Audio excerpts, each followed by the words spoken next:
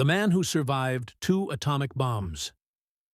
A true story that sounds impossible, but isn't. On the morning of August 6, 1945, one man looked up at the sky and saw something no human had ever seen before. A second sun.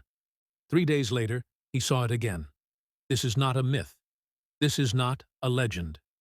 This is the true story of Tsutomu Yamaguchi, the only person officially recognized to have survived both atomic bombings of World War II. Our Tsutomu Yamaguchi was not a hero. He wasn't famous. He didn't carry a weapon. He didn't make decisions that changed the war.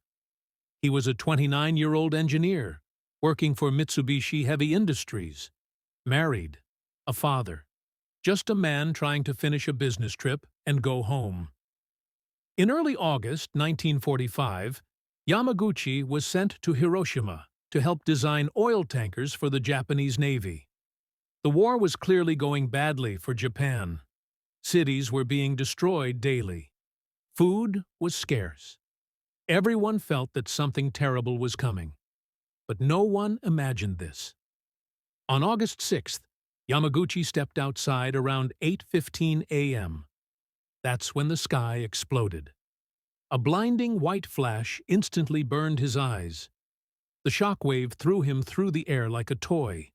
His eardrums ruptured. His upper body was severely burned. In seconds, Hiroshima became hell. Buildings collapsed. People screamed. The air itself felt poisonous. Yamaguchi stumbled through the ruins, surrounded by people with melted skin, burned faces, and empty stares. He later said, "It felt like the end of the world." That night, he slept in an air raid shelter, convinced he would die. But he didn't. The next morning, Hiroshima was silent. The city was gone.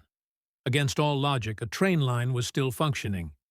No one knew how, but it was. Burned, bandaged, barely able to see, Yamaguchi boarded the train. His destination? Nagasaki, his home city. He believed he was escaping the apocalypse. He was wrong. On August 9th, Yamaguchi arrived at work in Nagasaki, still bleeding, still burned. He tried to warn his co-workers. He told his boss, "One bomb destroyed an entire city." His boss laughed. He said, "Impossible. No single bomb can do that." At that exact moment, the room was flooded with white light. At 11:02 a.m., the second atomic bomb detonated. Yamaguchi was thrown to the ground again. His factory collapsed. His city burned. Once more, he survived. Even more unbelievable, his wife and newborn child were alive, protected inside a shelter. Japan surrendered days later. The war was over, but Yamaguchi's suffering had just begun. For years he battled radiation sickness. He lost friends. He watched loved ones die slowly. For decades, he stayed silent. Until finally, he spoke. Not with anger, not with hatred, but with warning. In 2009, Tsutomu Yamaguchi was officially recognized by the Japanese government as a double atomic bomb survivor. Before his death in 2010, he said, "I survived twice so that I could tell the world what nuclear weapons do to human beings."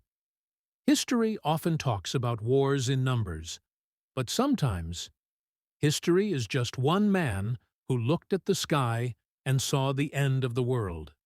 Twice.